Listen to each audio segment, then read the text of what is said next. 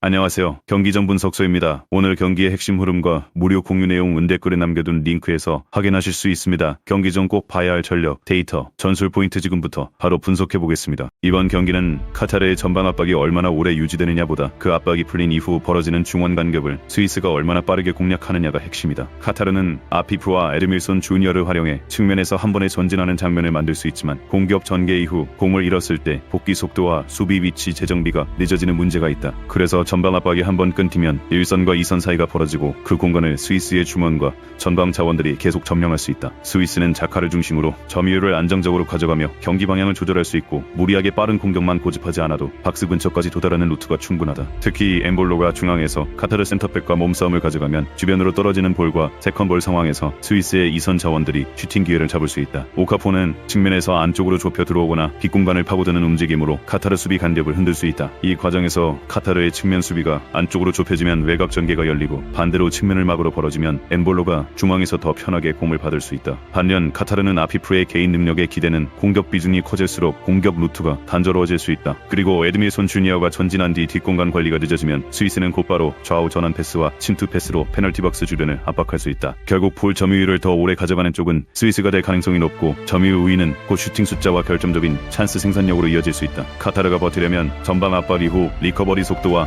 중원 간격을 반드시 잡아야 하지만 스위스의 패스 전개와 전방 장악을 동시에 제어하기는 쉽지 않아 보인다. 그래서 이 경기는 스위스가 중원 점유율을 바탕으로 페널티 박스 주변 슈팅 기회를 꾸준히 만들고 엠볼로와 오카포의 움직임으로 카타르 수비를 무너뜨리는 흐름을 기대해 볼 수 있다. 전체적으로 전술 구조, 점유율, 박스 근처 찬스 생산력 모두 스위스 쪽 기대값이 더 높다. 이 경기는 객관적인 전력 차이와 공격진의 결정력 차이가 분명하게 드러날 수 있는 매치업이다. 브라질은 마테우스 쿠냐가 전방에서 상대 센터백을 끌어내고 비니시우스가 측면 1대1 구도에서 균열을 만드는 흐름을 만들 수 있다. 그리고 브루노 기마랑이스가 중원에서 전개 방향을 잡아주면 브라질은 단순한 롱볼이 아니라 짧은 압박 이후 빠르게 박스 근처까지 진입하는 구조를 만들 수 있다. 모로코는 에잘 줄리와 브라인 디아스의 개인 기술로 국면을 풀어낼 수 있는 팀이지만 탈압박 과정에서 간격이 벌어지는 약점은 분명 부담스럽다. 그래서 브라질 공격진이 이 타이밍을 읽고 압박을 걸면 모로코는 자기 진영에서 위험한 볼 손실을 허용할 가능성이 높다. 특히 페널티 박스 주변 지역에서 볼을 빼앗기는 순간 브라질은 쿠냐의 연계와 비니시우스의 침투를 동시에 활용해 결정적인 득점 찬스를 만들 수 있다. 그럼에도 모로코가 중원에서 버텨내며 역습 한두 번은 만들 수 있겠지만 경기 전체의 주도권을 계속 붙잡기에는 전력 차이가 크다. 또한 안첼로티 감독의 경기 운영 능력까지 감안하면 브라질은 초반부터 무리하게 흔들기보다 상대의 약점이 드러나는 지점을 정확히 찌르는 흐름을 가져갈 가능성이 높다. 이 경기는 단순한 전력 차이보다 중원에서의 압박 대응과 세컨볼 경합이 승부를 가를 가능성이 높다. 아이티는 내종을 앞세워 전방에서 한 방을 노리겠지만 중원에서 압박을 받는 순간 전개 방향이 급격히 좁아질 수 있다. 특히 피에르가 수비적인 균형을 잡아주더라도 주변 미드필더들의 볼 처리와 위치 선정이 늦어지면 스코틀랜드의 전진 압박에 계속 밀릴 수 있다. 반면 스코틀랜드는 채 애덤스가 전방에서 중심을 잡고 프레이저가 측면에서 속도와 크로스 선택지를 열어주는 구조가 확실하다. 그리고 매토미니가 박스 근처까지 올라오는 장면이 반복되면 아이티는 중앙 수비와 미드필더 라인 사이 간격을 계속 신경 쓸 수밖에 없다. 그래서 스코틀랜드는 오픈 플레이뿐만 아니라 세트피스에서도 꾸준히 득점 루트를 만들 가능성이 높다. 아이티가 코너킥과 프리킥 상황에서